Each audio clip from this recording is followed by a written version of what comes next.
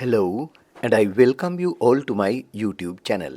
Today, I'm going to teach you how to use do and does correctly. අයිබෝවන් මම ඔබ සැම මගේ YouTube channel එකට සාදරයෙන් පිළිගන්නවා. Welcome to Jayatissa Athaudahetti YouTube channel. හොඳයි. අද දවසේදී මං හිතුවා ඔබට නිතර වර්ධින තවත් වචන දෙකක් පිළිබඳව පැහැදිලි කරලා දෙන්න. අද අපි ඉගෙන ගන්න යන්නේ Correct use of do and does. do සහ does නිවැරදි භාවිතය. ඉතින් බොහෝ දෙනෙකුට මේ do does කියන වචන දෙක භාවිතයේදී වැරදීම් සිදුවන නිසා අන්න ඒ වැරද්ද නිවැරදි කරගෙන නිවැරදිවම ඉංග්‍රීසි ලිවීමේදීත් ඉංග්‍රීසි කතා කිරීමේදීත් මේ do සහ does යන වචන දෙක භාවිත කරන ආකාරයයි මේ පාඩමින් මම ඔබට ඉදිරිපත් කරන්නේ. හොඳයි. මේ උදාහරණ වලින් බලන්න. දැන් අපි මේ do කියන වචනය ප්‍රධාන ක්‍රියාවක් විදිහටත් උපක්‍රියාවක් විදිහටත් භාවිත කරනවා. එතකොට මෙය ප්‍රධාන ක්‍රියාවක් විදිහට භාවිත කරද්දී කර්තෘට පසුව ක්‍රියාව යොදා ගන්නවා කරනවා කියන අදහස දෙන්න. කරනවා කියන්නයි අපි ඒක යොදාගන්නේ. හැබැයි උපක්‍රියාවක් විදිහට do යොදද්දී ඒක යොදාගන්නේ යම් කිසි වාක්‍යයක් ප්‍රශ්නාර්ථයට ගෙන ඒමට සහ නැත යන අර්ථයට ගෙන එන්න. එතකොට බලන්න දැන් මෙතෙන්දී මේ පළවෙනි උදාහරණය. ඔබට කාගෙන් හරි ප්‍රශ්නයක් අහන්න ඕන. ඔබ ඉදිරියේ ඉන්න කෙනෙකුගෙන් you කියලා. ඔබ ඉදිරියේ ඉන්න කෙනාට ඔබ කියලානේ කියන්නේ. එතකොට ඒ ප්‍රශ්නය ගොඩනගා ගද්දී you සමග අපි යොදාගන්නේ do කියන වචනය අර ද කියලා අහන්න. හැබැයි සිංහලයේ වගේ ප්‍රශ්න පදයේ අගට නෙමෙයි එන්නේ මුලට. මේ බලන්න. Do you believe in horoscope? ඔබ හඳහන විශ්වාස කරනවද? Do you believe in horoscope? Do you believe in horoscope? ඔබ හඳහන විශ්වාස කරනවද? ඒතර මෙතන ද කියලා අහන්න do කියන වචනේ තමයි මුලට ගත්තේ you සමග. එතකොට ඒ ප්‍රශ්නයක් ගොඩනගා ගන්න. Do you ඔබ මෙහෙම දෙයක් කරනවද? you වලට පස්සේ ක්‍රියාපදේ එන්නේ. Do you believe ඔබ විශ්වාස කරනවද? Do you eat ඔබ කනවද? Do you go ඔබ යනවද? එතකොට you සමග do යොදනවා.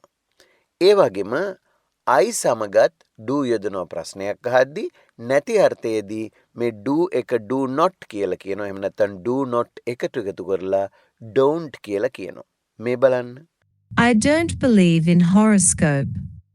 මම හඳහන විශ්වාස කරන්නේ නැත. I don't believe in horoscope.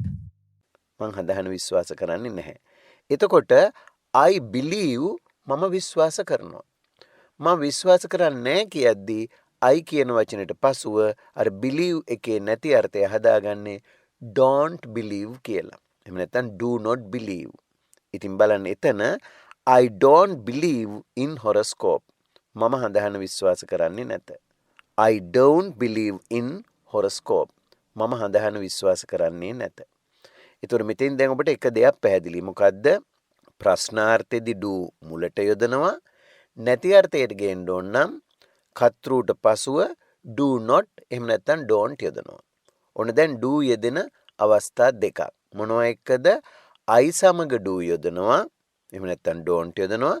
you සමගත් do don't. අපි do කියන එක ගමුකෝ. don't කියන්නේ do එකේ නැති අර්ථයනේ. එතකොට දැන් ඔබට මෙහෙම මතක තියාගන්න පුළුවන්. ආයේ කවදාවත් අමතක නොවෙන්න. I do you do. I සමග do යොදනවා.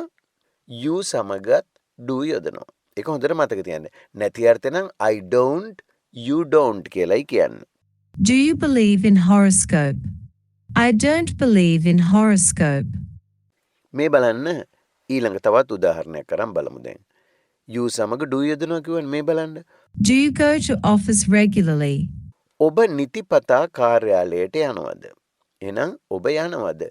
Do you go to office regularly?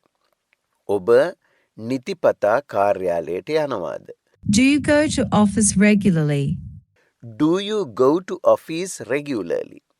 ඔබ නිතිපතා කාර්යාලයට යනවද? තොර do ද කියලා හන්ද you go ඔයා යනවා ද කියලා හැදුන මුලට do දැමීමෙන් to office කාර්යාලයට regularly කියන්නේ නිතිපතා. ඒ වගේ මේ බලන්න තවත් එකක්. Do you know where he lives? Do you know? ඔබ දන්නවද? You know ඔබ දන්නවා. සිංහලෙන් නම් ඔබ දන්නවද කියලා අගට ද දානවා වෙනුවට ඉංග්‍රීසියේ අර you එකට මුලින් do දානවා. Do you know where he lives? කොහෙද ඔහු ජීවත් වෙන්නේ කියලා.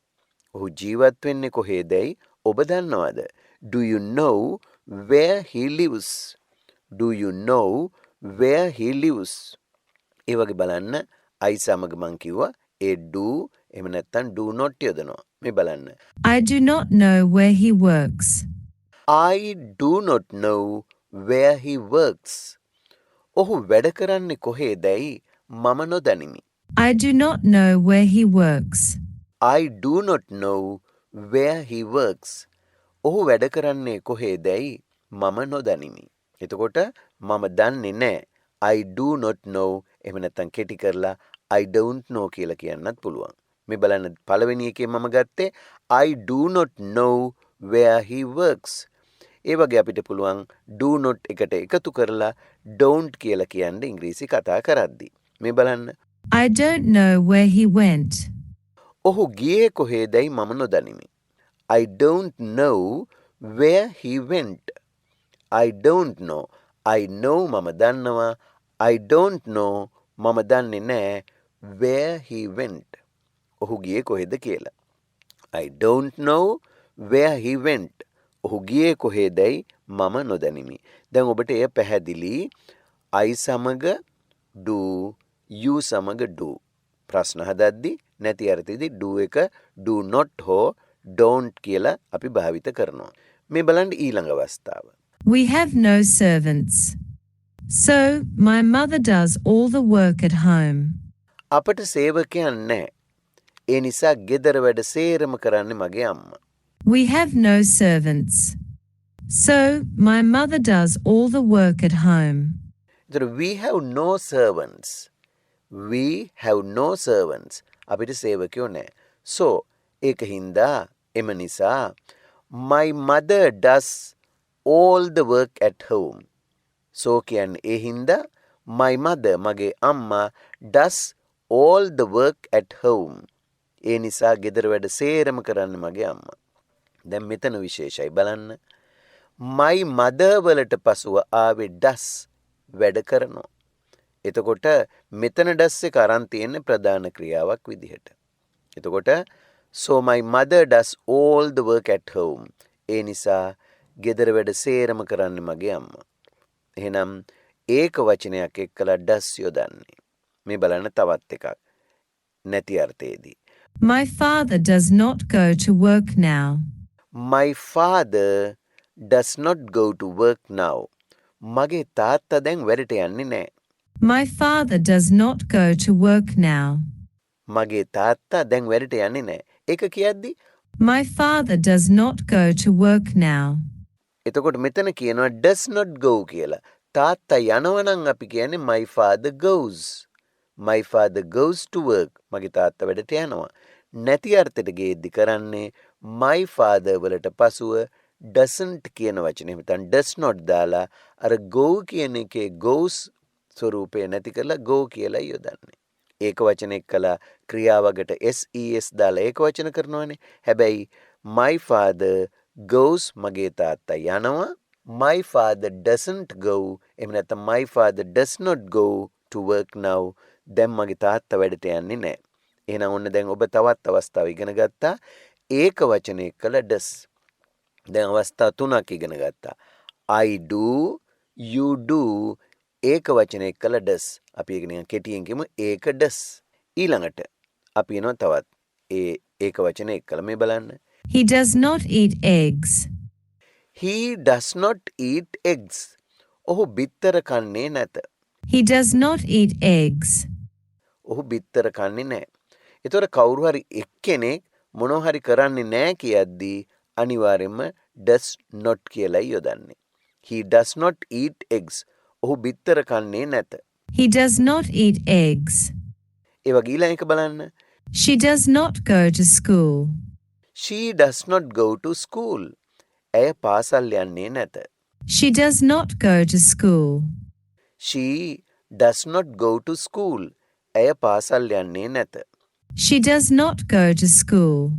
එහෙම නැත්නම් ඒක කෙටි කරනවා. She doesn't go to school.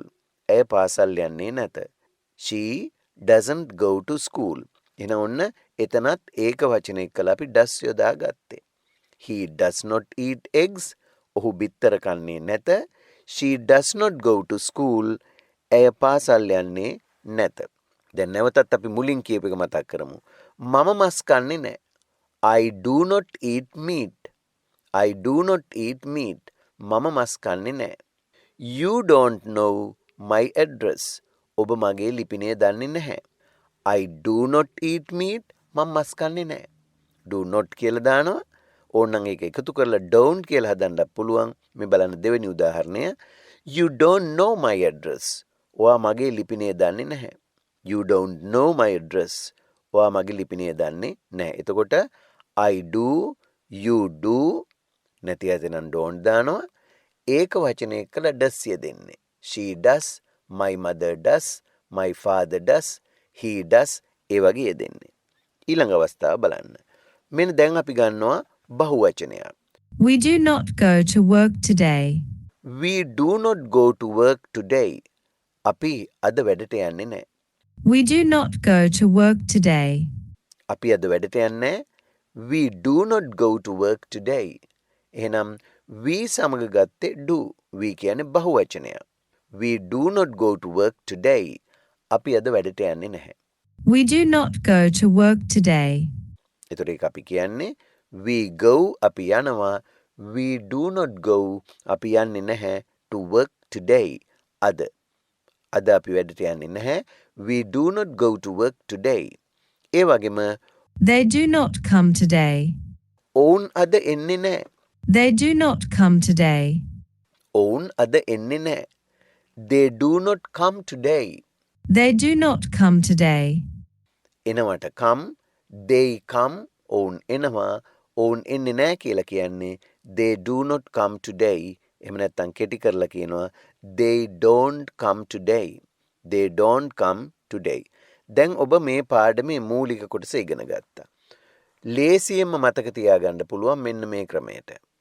I do, you do, ඒක does, බහු do කියලා මතක තියාගත්තොත්.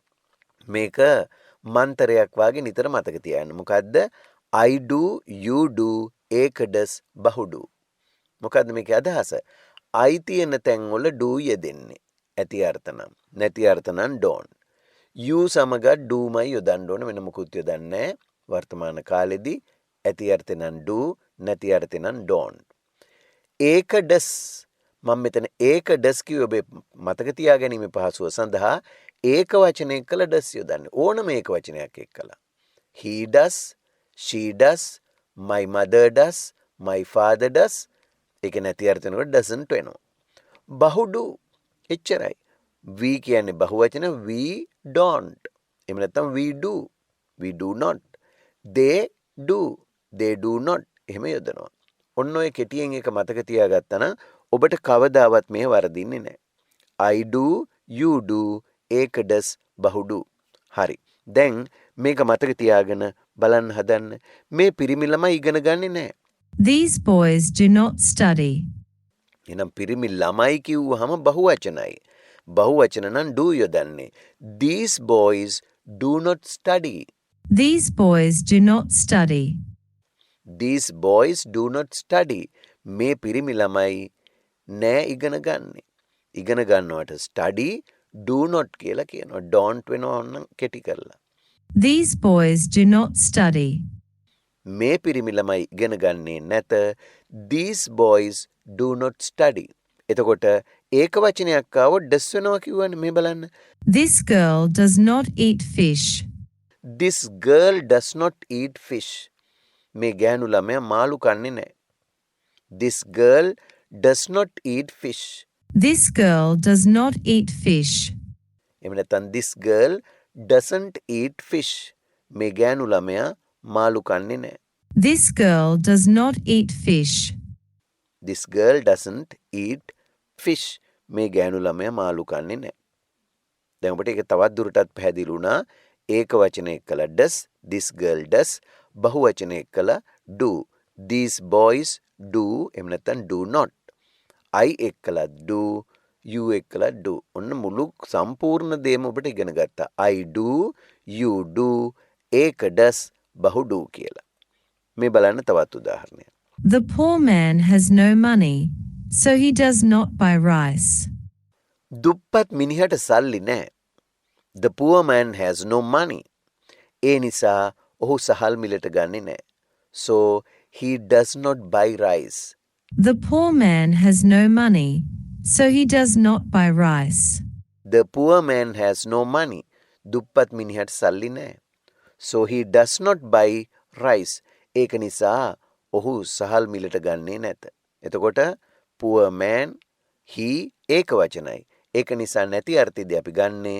So එම නිසා he does not buy rice. He buys කිව්වොත් ඔහු මිලට ගන්නවා. He does not buy rice. ඔහු හාල් මිලට ගන්නේ නැහැ. මේ ඊළඟට ඒක වචන නිසා මේ බහු වචන. They do not believe in ghosts. They do not believe in ghosts. ඔවුන් අවතාර විශ්වාස කරන්නේ නැත. They do not believe in ghosts. They do not believe in ghosts. ඔවුන් අවතාර විශ්වාස කරන්නේ නැත. They do not believe in ghosts.